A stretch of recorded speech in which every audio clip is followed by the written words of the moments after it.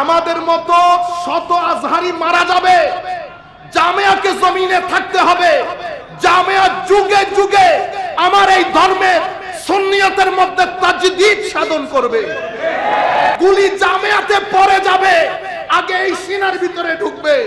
খবরদার, জামিয়া সবকিছুর উপরে, জামিয়া সবকিছুর উপরে। আপনারা জামিয়ার দিকে বন্দুক তুলবেন না।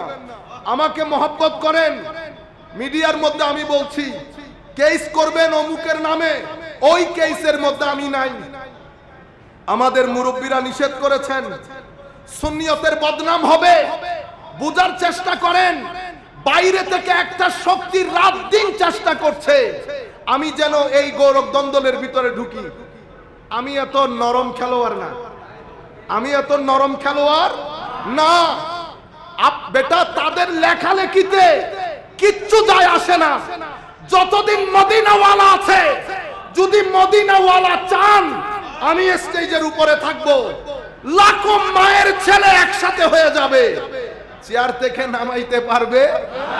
আর আমার নবী যদি না চান, তাইলে আপনাকে না চাইতে হবে না, ধাক্কা দিলেই পড়ে যাব, ধাক্কা দিলেই পড়ে যাব। খেদমত আমরা যখন শুরু করেছি 2005, এখন 2026, কত বছর হয়েছে? 21 বছর হয়ে গেছে। 21 বছরের খিতাবত সবার সামনে, 21 বছরের কাজও সবার সামনে। আপনারা বুঝতে পেরেছেন? জবাবদিহিতা কাউকেই করতে হবে না। আমরা আমার নবীর দরবারে জবাবদিহিতা, কারো কাছে জবাবদিহিতা নয়। নবী যেই দিন নারাজ হবে, তরুণ প্রজন্ম সেই দিন পিছন থেকে সরে যাবে।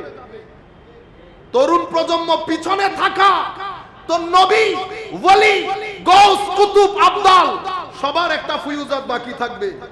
বুঝতে পেরেছেন? সুতরাং যে কাজগুলো আমরা করছি সেটা আমরা বন্ধ করি। আর আমরা যারা প্রধানের ভূমিকা পালন করছি, আমরা যেন একটা মেসেজ দিয়ে দেই। কেন? কারণ ধরেন মাসুমকে মহব্বত করনেওয়ালা অনেকে আছে না, তো তারা রিটালিয়েট করবে। আমি এখন যে মেসেজটা দিচ্ছি, বাংলাদেশ থেকে শুরু করে বিদেশ পর্যন্ত, আমেরিকা পর্যন্ত, আপনারা যারা আইসিটি আইনে মামলা, হাবি জাবি এগুলা চিন্তা করছেন, মাপ চাচ্ছি বেটা, আমরা ওই মামলা হামলায় নাই।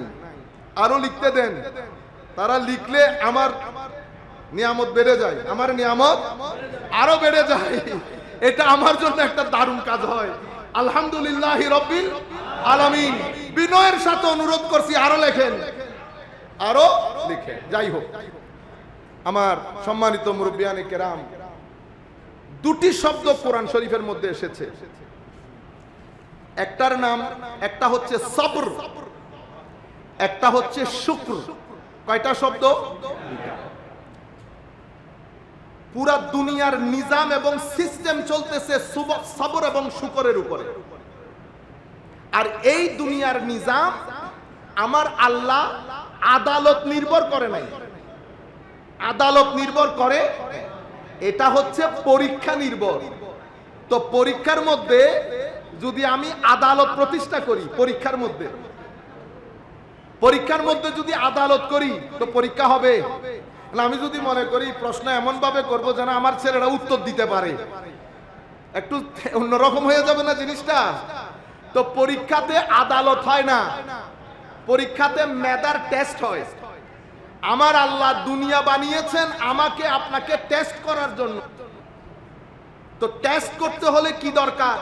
তো টেস্ট করতে হলে দুটি জিনিস দরকার হবে, হয় আপনি হাসির মধ্যে, নয় আপনি কান্নার মধ্যে, হয় আপনি সুখের মধ্যে, নতুবা আপনি দুঃখের মধ্যে, হয় আপনি আলোতে, নতুবা আপনি অন্ধকারে। তাইলে পৃথিবী হচ্ছে আলো আধার, সুখ দুঃখ, এই দুইটার সমন্বয় পৃথিবীর জীবন। এখন আমার ছেলেরা যদি একদিনে টাকাওয়ালা হইতে চায়, হতে পারবে? আমিন সাহেব যদি আপনি একদিনে হয়ে যেতে চান, আমাদের ছেলেদের মধ্যে মানে অনেক সমস্যার মধ্যে একটা মূল সমস্যা হচ্ছে ওনারা এখন আমার আমিন চাচাদের শুধু গাড়ি দেখেন, কিন্তু শুরু নির্গুম রাত, মাথা থেকে পা পর্যন্ত ঘাম জড়ানো দিন, এগুলা কেউ দেখে?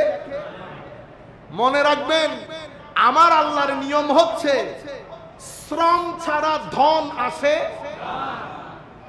আমি ছেলেদেরকে বলছি, বেটা, শ্রম ছাড়া যদি ধন আসে তো মনে করবেন আপনি রাইট লেফট করেছেন। কি করেছেন? Right left. কালকে একটা জায়গায় গিয়েছি, সেখানে একজনে ঘর দেখাইতেছে, তা আমি বলতেছি কি কাজ করে? কোমুক জায়গায় কাজ করে। আল্লাহ 2 নম্বরই করছে। সৎ ব্যবসা করে আপনি এত বড় ঘর দাঁড় করাবেন, ই মহালাস, এটা অসম্ভব। কথা বলতে বলতে আরেকজন এসে বলতেছে, হুজুর এটা উনি অমুক জায়গা থেকে এত কোটি টাকা মেরে দিছে। কি দারুণ! ছেলেদের সমস্যা হচ্ছে, বেটা আপনারা শুধু বিল্ডিং দেখেন, বিল্ডিং আসল বিষয় না, বিল্ডিং এর ভিতরের সুখ আসল বিষয়, শান্তি আসল বিষয়। 1 টাকা যদি, ঠিক মিক বলিয়েন না ভাই, মসজিদের মধ্যে আওয়াজ করব আমি, আপনাদেরকে তরবিয়ত দিচ্ছি। কোন মাহফিলের মধ্যে গিয়ে রাজনৈতিক ময়দানে করবেন সেটা ঠিক আছে, মসজিদের মধ্যে আপনি কেন ঠিক বেঠিক বলবেন? যদি ঠিক আপনি জানেন তো ওয়াজ আপনি করেন, এগুলা বলিয়েন না। আর হুজুর যদি বলে ঠিক কিনা বলেন, চুপ থাকবেন। ঠিক বলার দায়িত্ব আপনার।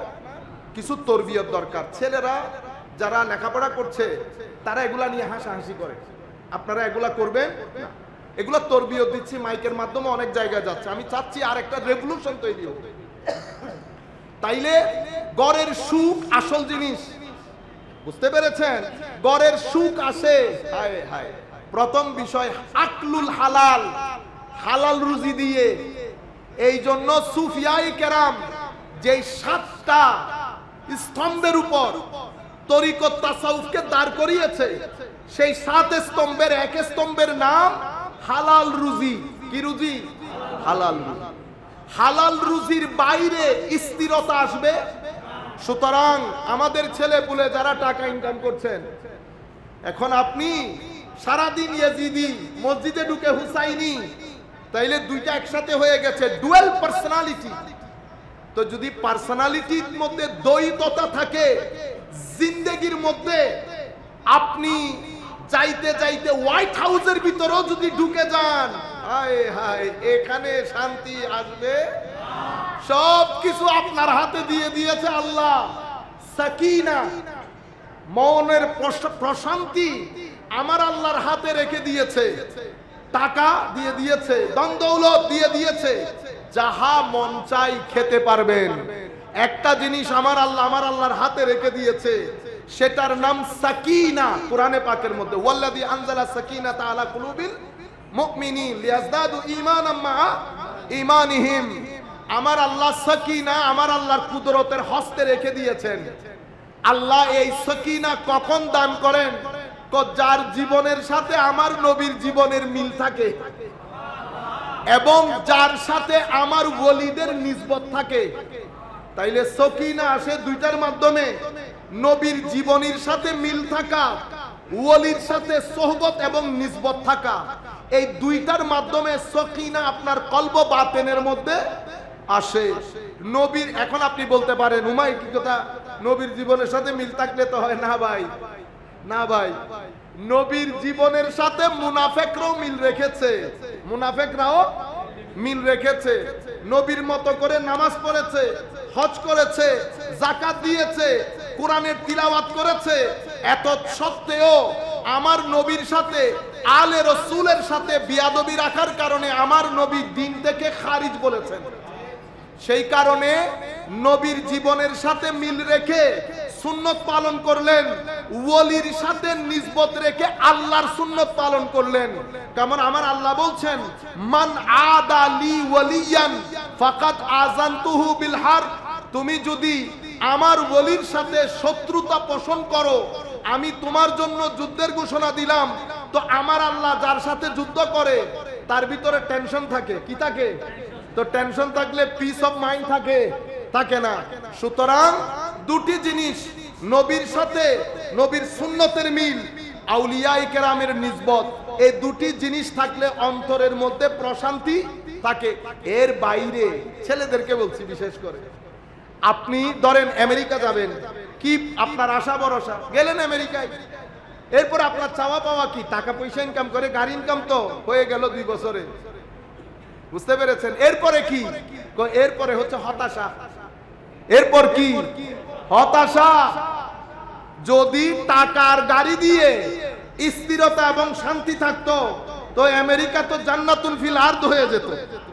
কি হয়ে যেত? দুনিয়ার জান্নাত। তো জান্নাতের মধ্যে কি সুইসাইড হয়? পৃথিবীতে সবচেয়ে সুইসাইড বেশি কোথায়? আমেরিকাতে। দর্শন, ক্রাইম, অশান্তি এবং তালাক কোথায় বেশি? তালাক কি মানুষ হাসতে হাসতে দেয়? তালাক হচ্ছে অনেক দিনের হতাশা, নিরাশা, ক্ষোভের বিস্ফোরণের নাম। সেই বিস্ফোরণ বিল গেটসের মধ্যে হয়েছে কিনা? বিল গেট সবচেয়ে টাকাওয়ালা মানুষ, ট্রাম্পের হয়েছে। সমস্যা হচ্ছে আপনারা যেটা মনে করছেন জীবন সেটা না। আধুনিকতা, ম্যাটেরিয়ালিজম আপনাদেরকে বুঝিয়েছে পৃথিবীর টাকা সর্বস্ব। পৃথিবীর টাকা সর্বস্ব না, পৃথিবী আকল সর্বস্ব না, পৃথিবী বিবেক সর্বস্ব না। যদি তাই হতো হযরত আদম আলাইহিস ইসলামের কোনো প্রয়োজন পড়তো না, আমার নবীরও আসার কোনো প্রয়োজন ছিল না। কারণ পৃথিবীতে বাঁচতে গেলে আপনার বিবেক বুদ্ধি যথেষ্ট, বুঝতে পেরেছেন?